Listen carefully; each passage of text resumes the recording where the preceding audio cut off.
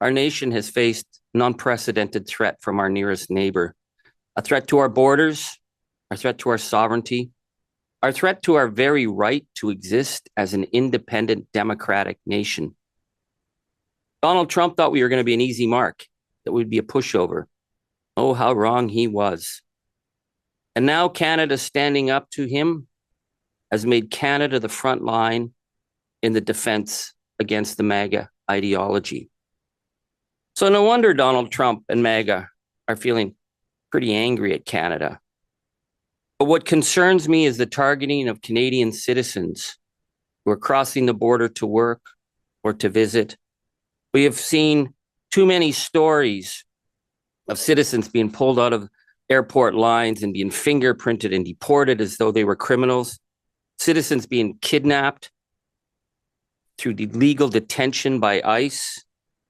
And it's not just Canadians. We see the attack on backpackers, students, doctors, professors. I am here today to say to Canadians to avoid travel to the United States if at all possible, and to call our government to stand up for our Canadian citizens who are being denied their rights by arbitrary detention in the United States today. Canada must stand up for our citizens and for the rule of law. Because what we're seeing, for example, with cops pulling over the folk duo Cassie and Maggie to harass them for being Canadian is not the actions of a democratic nation. People whose phones are being seized and searched for any kind of incriminating evidence that they're somehow progressive or woke, that's not the actions of a democratic nation. That is the creep of totalitarianism. That is the creep of fascism. And we need to call that out, because that is not what happens in a nation governed by the rule of law. It's been pretty clear that what Donald Trump and the MAGA ideology are focused on is the politics of fear, of keeping their people disoriented and frightened of the border, frightened of their neighbors.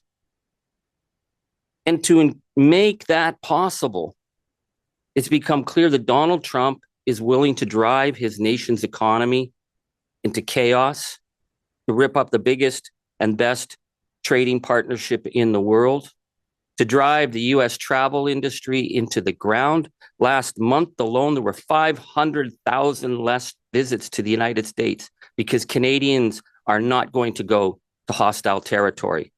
And so what do the stories of arbitrary detention and arrest and throwing young women into freezing cells, handcuffed, send?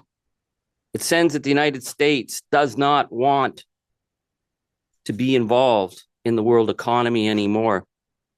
And what we're seeing is that Donald Trump is trying to break the incredible bonds that exist in all our border communities, the bonds that have existed between Americans and Canadians for years, for generations, the deep friendships that we have. He's trying to make us the enemy of the American people. Well, Canada is not the enemy of the American people, but we are the enemy of fascism, and we are the enemy of the Donald Trump ideology. Canada is showing the world what it means to stand up, and ordinary Canadians are in the lead in this fight, and I'm super proud to call myself Canadian at this time. But it is vital that our leaders join this fight with us, that our leaders call out the arbitrary detentions and the denial of rights of citizens, not just Canadian citizens, but all citizens.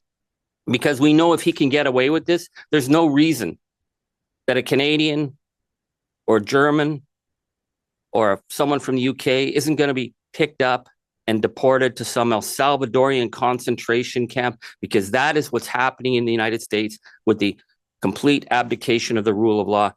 Canada is a country of the rule of law. Canada is a country of democracy. Canada must stand firm at this time. I urge people not to travel to the United States, but to keep the boycott, to keep strong, because Canada will never kiss that gangster's ring. We are true, we are North, we are strong, we are free, we will not bend, and we will not give an inch.